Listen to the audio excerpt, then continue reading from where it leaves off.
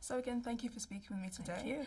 Now, I noticed a lot of your previous work highlights, social and political issues, and, A Wrinkle in Time is quite a departure from that. And I recall seeing an interview of yours, and you spoke about a lot of directors, particularly male directors, being able to jump from one genre to the next and it not being a big deal.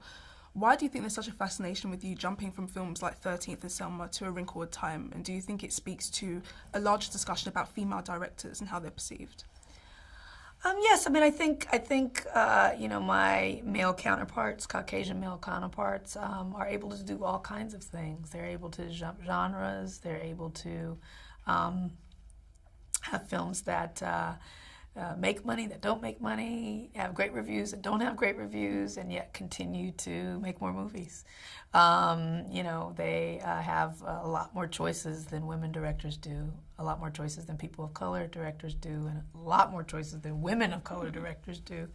And so it's important that we find ways to kind of navigate through the system. My sisters and I, who are out there trying to direct in Hollywood, it's not easy, but now and then you get opportunities like this one. When Disney comes to me and says, "Will you take this book that no one's quite been able to crack, and will you work with Jennifer Lee, great screenwriter, and will you try it? Will you make this?"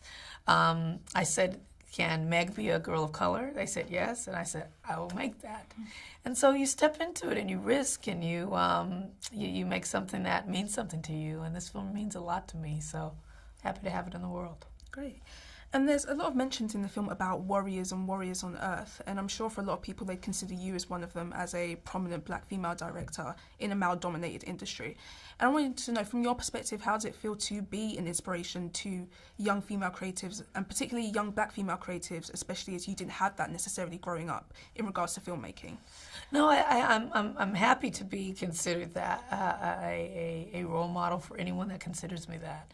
I just want to be someone where you can say, look at me and say, she did it, so maybe I can do it, whatever it is. I didn't pick up a camera until I was 32 years old. A lot of people say they get in their careers and they think that they're stuck in something, or they think they're too old to change, or don't have enough money to change, or don't have enough confidence to change. But I didn't have any of that. Money, confidence, and it was older. And yet you step out, you risk, you force yourself to be brave. And that's what the film is about. This is a girl who is depressed. She's down on herself. She's isolated. She's angry. And she has to step out on faith and be brave and find her way through her life to a place that's more loving. And so I think following your dreams is a loving thing to do. It's a radical thing. But if you do it, it means you really love yourself. And so I had to push myself into that space, and hopefully other people that need an example to inspire them, if they want to look at me, I'm here. And there's a lot of different messages that can be taken away from watching A Wrinkle in Time, but for you, if there was one message that the viewers could take away, what would it be?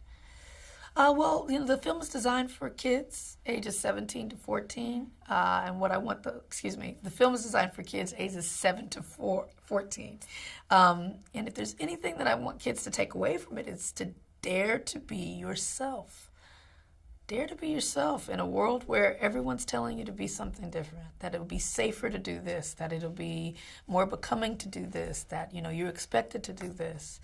Can you just dare to be yourself and then be brave and step out and risk just being the best you can be, whatever that looks like, whatever that sounds like, whoever that is. And that's the message of the movie to me. So if kids can get that, then we plant seeds in the minds of people who will grow up and be great adults. And lastly, I wanted to know, there's a lot of people who said that this book was unadaptable. And I wanted to know, for you personally, did you take on any of that? Were there any particular challenges you found with that book and with the perception that it has of it being unadaptable? Yeah, no, it's a very challenging book. I enjoy collaborating with Jennifer Lee, the screenwriter, who adapted it from the book to the screen. And I took her vision of it and we worked on it some more. And, I loved being able to work with someone who knew the book so well. I didn't grow up with the book, but to infuse my ideas with her ideas and come up with something new. And I like kind of getting out of the box, doing something different, taking a risk, being bold, being brave. And, I love that this film was designed for kids, and kids have given it an A cinema score. So, kids that are coming out of American theaters asked to give their grade to this company that takes the grades, and, really coming out, embracing it.